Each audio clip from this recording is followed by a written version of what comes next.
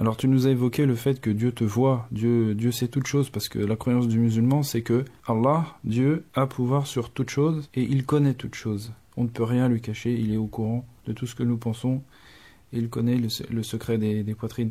Et j'aimerais demander, Jean-François, finalement, dans cette observance de Dieu sur toi, comment tu as réussi à évoluer à travers ce regard, comment tu envisages ta vie aujourd'hui à travers cette omniscience, ce savoir d'Allah qui te voit, comment tu développes une nouvelle personnalité à travers cette conscience.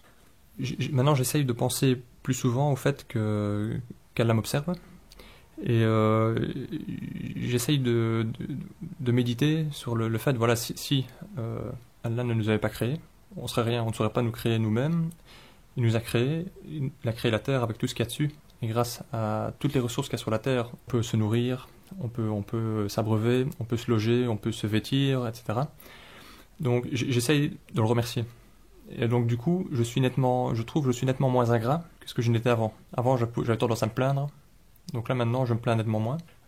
J'essaye de regarder ici pour les choses de la vie d'ici-bas, ceux qui ont moins que moi.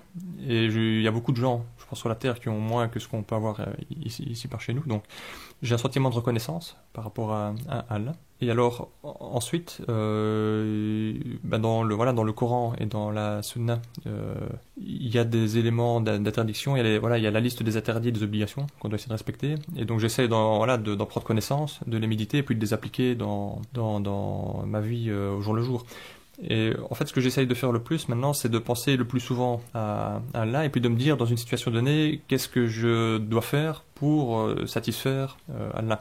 Donc, dans le Coran et dans la Sunna, quelles sont les recommandations qui sont prônées dans le cas de figure dans lequel je suis. Et j'essaye alors de suivre ce qui est recommandé, quoi. Donc j'ai envie de dire c'est un guide parce que quelle que soit la situation, pour juger, j'essaye de juger sur base de ce qu'il y a dans le Coran et dans la Sunna. Et puis ensuite j'essaye d'appliquer ce qui est écrit dans le Coran et la Sunna pour obtenir la satisfaction d'Allah. Et alors le fait, c'est comme un cercle vertueux. Donc à force de faire ça, on éprouve une certaine sérénité à essayer d'appliquer ces recommandations. Et alors on a envie d'en savoir plus, d'acquérir plus de connaissances et de l'appliquer encore plus, quoi.